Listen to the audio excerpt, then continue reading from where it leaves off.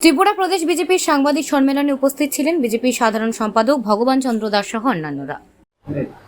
যারা আমাদের সংবাদ মাধ্যমের সঙ্গে যুক্ত বা সাংবাদিক বন্ধুরা, আপনাদেরকে অসংখ্য অসংখ্য ধন্যবাদ জানাচ্ছি, স্বাগত জানাচ্ছি। আজ আমরা একটি বিষয় নিয়ে আপনাদের সম্মুখীন হয়েছি। আমার সঙ্গে রয়েছেন আমাদের মিডিয়া ইনচার্জ সুনীল সরকার মহাশয়, রয়েছেন আমাদের স্টেট সেক্রেটারি মিহির সরকার মহাশয়। আমরা আজকের যে বিষয়টা, এর আগেও একাধিকবার আমরা কিছু কিছু বিষয় নিয়ে তুলে ধরেছি। আজকেও আমরা কিছু বিষয় আপনাদের সামনে তুলে ধরবো, যেটা সম্পূর্ণভাবে এই রাজ্যের লক্ষ লক্ষ মানুষ উপকৃত হবেন। তো স্বাভাবিক কারণেই আমরা সেটা প্রয়োজন মনে করেছি যে আপনাদের মাধ্যমে আমাদের রাজ্য সরকারের তথা রাজ্যের মাননীয় মুখ্যমন্ত্রীজি জনকল্যাণে যে কিছু প্রকল্প বা কিছু আর্থিক সহায়তা একটা প্যাকেজ ঘোষণা করেছেন, তার বিস্তারিত ভাবে তুলে ধরার জন্য আমি প্রথমেই মাননীয় মুখ্যমন্ত্রী অধ্যাপক ডক্টর মানিক শাহজিকে অনেক অনেক ধন্যবাদ জানাচ্ছি, যে রাজ্যে বিগত দিনে হয়ে যাওয়া যে ভয়াবহ বন্যা আমাদের রাজ্যের প্রতিটা শ্রেণীর মানুষ ভীষণভাবে ক্ষতিগ্রস্ত হয়েছে, যার কারণে মাননীয় মুখ্যমন্ত্রী ওই সকল শ্রেণীর মানুষের কথা মাথায় রেখে একটা প্যাকেজ ঘোষণা করেছে।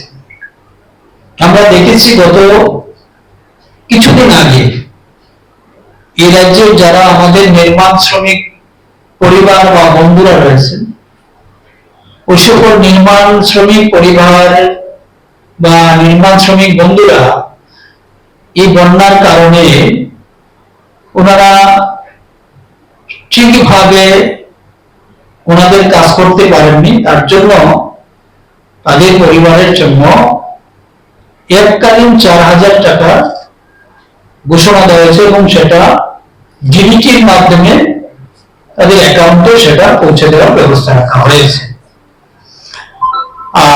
আজকের যে বিষয়টা আমি আপনাদের সামনে তুলে ধরার চেষ্টা করছি, যে সাম্প্রতিক বন্যায় সারা রাজ্যে ব্যাপক ক্ষয়ক্ষতি হয়েছে।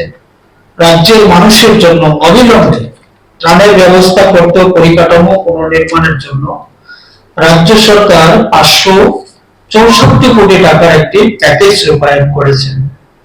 আজ বিধানসভার অধিবেশনের গতকাল তার দ্বিতীয়ার্ধে মুখ্যমন্ত্রী প্রফেসর ডক্টর মানিক শাহজি এই প্যাকেজের কথা ঘোষণা করেছেন, নিশ্চয়ই সেটা আপনারা শুনেছেন।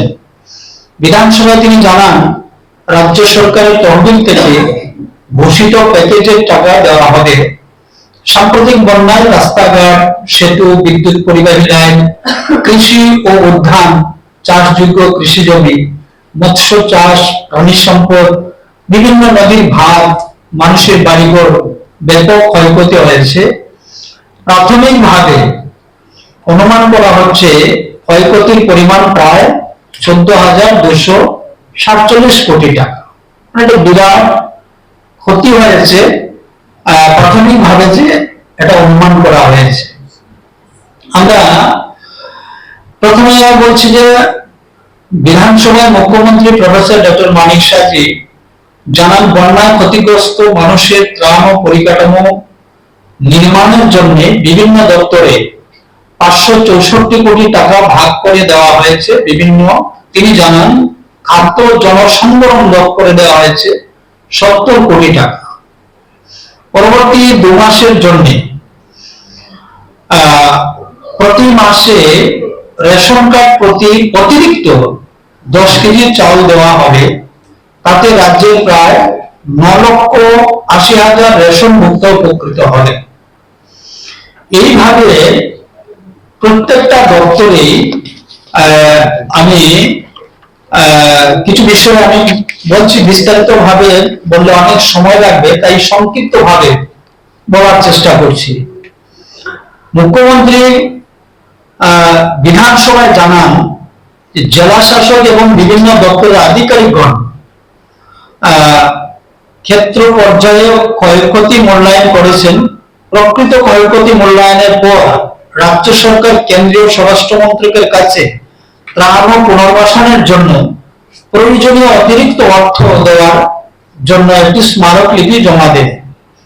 রাজ্যকে এই পরিস্থিতি থেকে সরিয়ে আনতে এবং উন্নয়নের সাথে তাল মিলিয়ে পরিকাঠামো পুনর্নির্মাণ করতে কয়েক মাস সময় লাগবে।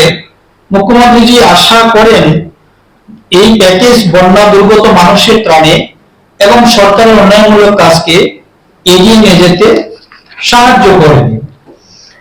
এইবার বিষয়টা হচ্ছে এই যে এত বড় একটা প্যাকেজ কি কি খাতে কোন দপ্তরে সেটা দেওয়া হয়েছে তার একটা সংক্ষিপ্ত বিবরণ আমি আপনাদের মাধ্যমে সেটা তুলে ধরছি। বন্যা ক্ষতি নিরসনে দেওয়া হবে টোটাল আমাদের 564 কোটি টাকার বিশেষ প্যাকেজ। এইবার খাদ্য জনসংবরণ দপ্তরে 70 কোটি টাকা সেখানে রাখা হয়েছে। কৃষি ক্ষেত্রে যারা ধান চাষ বা অন্যান্য কৃষিজাত